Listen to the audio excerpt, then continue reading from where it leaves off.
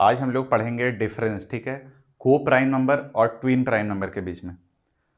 और एक और नया नंबर के बारे में जानेंगे जिसका नाम है परफेक्ट नंबर। अब ये पढ़ना इसलिए ज़रूरी है क्योंकि ये हम लोग को 9th-10th में पढ़ना था, लेकिन अगर उस 9-10 में हम लोग किसी कारण से अगर नहीं पढ़ पाए ठीक से, तो IIT जेई की तैयारी में फिर बहुत दिक्कत होने लग जाएगा, क्योंकि IIT जेई में बहुत सारा ऐसा क्वेश्चंस होता है जहाँ पे ऑप्शन के टाइप में क्या दिया रहता है कि इट विल बी ए को प्राइम नंबर या प्राइम नंबर या परफेक्ट नंबर, और अगर हमको ये नंबर के बारे में नहीं पता है तो हम लोग ऑप्शन टिक नहीं कर पाएंगे, ठीक है। तो सबसे पहले जानते हैं को प्राइम नंबर और ट्विन प्राइम नंबर। तो जब भी हम लोग को प्राइम नंबर और ट्विन प्राइम नंबर को देखते हैं तो ये क्या होता है कि ये कंपेरिजन होता है किसी दो नंबर के बीच में, ठीक है। मतलब ये पेयर ऑफ नंबर्स होता है। यहाँ भी हम लोग कंपेयर करते हैं दो नंबर्स के बीच में। तो अगर दो नंबर्स के बीच में कंपेयर करें तो इसका नाम क्या है, को प्राइम नंबर। तो बहुत बार हम लोग को क्या होता है, मिसअंडरस्टैंडिंग हो जाता है कि अगर नाम में प्राइम लिखा हुआ है मतलब हम लोग प्राइम नंबर के बारे में बात कर रहे हैं, जो कि ऐसा नहीं है। यहाँ सिर्फ एक कंडीशन आता है। वो कंडीशन क्या है कि जो तुम्हारा ए और बी का एचसीएफ है ना, वो 1 होना चाहिए। अब एचसीएफ 1 का मतलब क्या होता है, एचसीएफ का मतलब होता है कि अगर दोनों का हम लोग फैक्टर निकालें, ए का फैक्टर और बी का फैक्टर, तो दोनों के बीच में कोई भी कॉमन फैक्टर नहीं आना चाहिए, ठीक है। कोई भी कॉमन फैक्टर नहीं आना चाहिए, या तो दूसरे लैंग्वेज में बोलें तो सिर्फ 1 ही फैक्टर आना चाहिए, क्योंकि 1 क्या है, सबका फैक्टर है। इसके एग्जाम्पल का अगर हम लोग बात करें तो एग्जाम्पल में अगर हम लोग लें 3 और 5, ठीक है, तो 3 का फैक्टर क्या होता है, 1 एंड 3, और 5 का क्या होता है, 1 एंड 5। तो दोनों का बस एक ही कॉमन फैक्टर है जो कि क्या है, 1। तो इसका मतलब ये है कि इसका एचसीएफ कितना है, 1। तो इसको हम लोग क्या बोलेंगे, को प्राइम नंबर। अगर हम लोग दूसरा एग्जाम्पल लें 5, 6, तो इसका भी फैक्टर क्या है, 1 एंड 5। इसका फैक्टर क्या है, 1, 2 और 3, 1, 2, 3, एंड क्या है, 6। तो इन लोग दोनों में क्या है, कॉमन फैक्टर 1। तो फिर से एचसीएफ क्या हो गया, 1। इसका मतलब ये को प्राइम नंबर है। एक और एग्जांपल लेते हैं 99 एंड 100। इन लोग दोनों के बीच का भी एचसीएफ क्या होगा, 1। इसका मतलब ये भी को प्राइम नंबर है।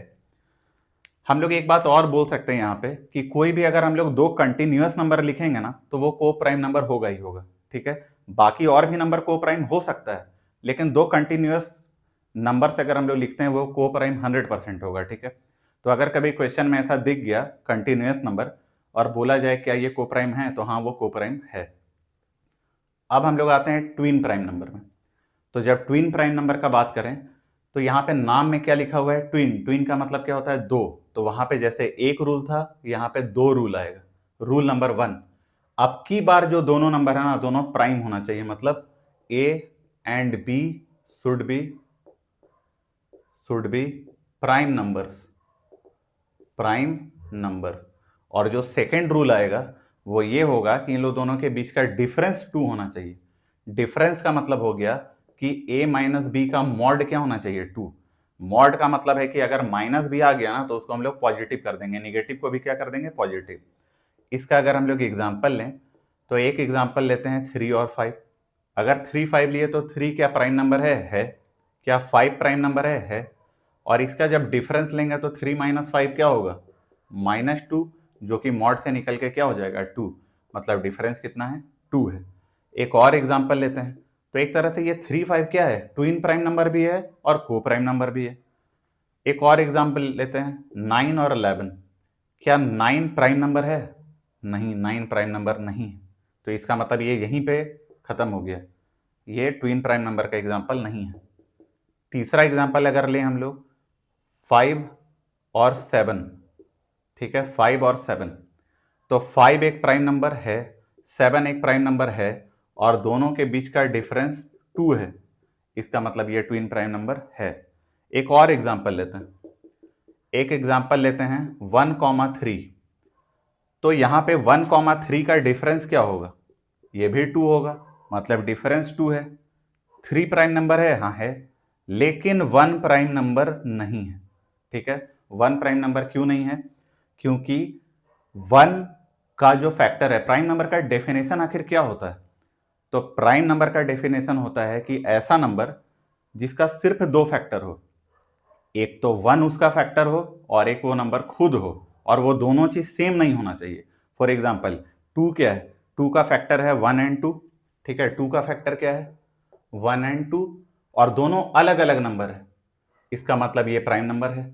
अगर हम लोग बात करें 1 एंड 3, तो 1 का फैक्टर 1, 1 एंड 3 नहीं, अगर हम लोग यहाँ पे बात करें दूसरा नंबर 3, तो उसका फैक्टर क्या है 1 एंड 3, 1 भी अलग है 3 भी अलग है और दोनों अलग अलग है, मतलब ये प्राइम नंबर है।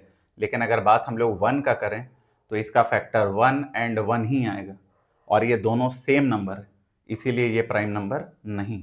ठीक है, तो अब हम लोग सीख गए कि ये को प्राइम नंबर क्या होता है और ट्विन प्राइम नंबर क्या होता है। अब एक तीसरा नंबर है परफेक्ट। तो भी लाइफ में परफेक्ट नहीं होता है, लेकिन एक ऐसा नंबर है जो कि परफेक्ट होता है। तो अब हम लोग उसके बारे में जानेंगे कि परफेक्ट नंबर क्या है।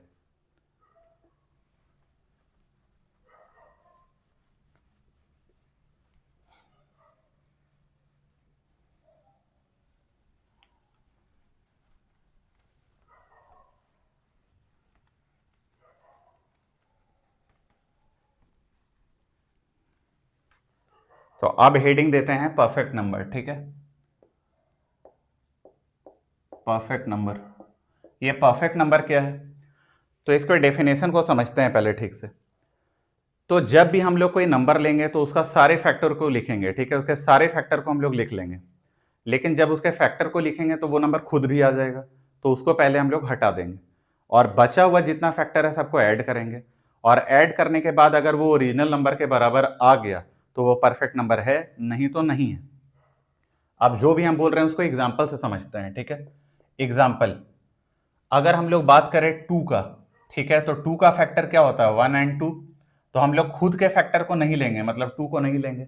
तो क्या 1 2 के बराबर है, नहीं है, तो ये तो नहीं होगा। सेकंड, अगर हम लोग बात करें 3 का, तो 3 का फैक्टर क्या होता है 1 एंड 3, 3 को तो हम लोग नहीं लेंगे। क्या 1 3 के इक्वल होता है, नहीं होता है, तो ये भी परफेक्ट नंबर नहीं होगा 3। तीसरा एग्जाम्पल 4, इसका फैक्टर क्या होता है 1 2 4, 4 को तो हम लोग नहीं लेंगे, बचा 1 और 2, इसको ऐड करो तो 1 + 2 कितना हो गया 3, जबकि यहाँ पे कितना है 4, ये भी इक्वल नहीं है, मतलब परफेक्ट नंबर नहीं होगा। ठीक है, इसके बाद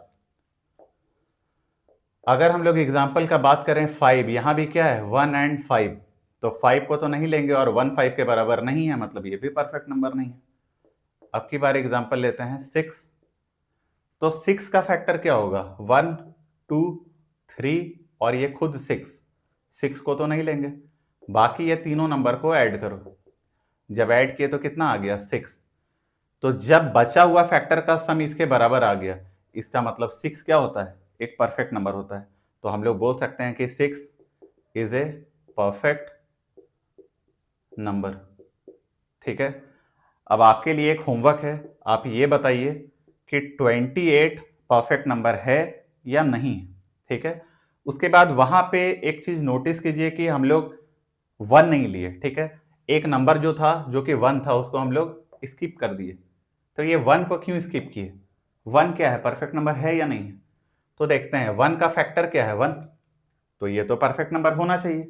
लेकिन सबसे पहले हम बताए थे कि खुद को नहीं लेना है, ये 1 है और ये खुद 1 है, तो इसको तो नहीं लेना है, तो इसीलिए ये क्या बचा, कुछ नहीं बचा, 0 बचा, और 0 1 के बराबर नहीं है, इसीलिए परफेक्ट नंबर नहीं है। और ये तीनों नंबर के बारे में जितना भी कॉन्सेप्ट है वो पूरा बता चुके, इसको अच्छे से पढ़िए, रिवाइज कीजिए, ये बहुत इंपॉर्टेंट कॉन्सेप्ट है IIT JEE के लिए। Thank you.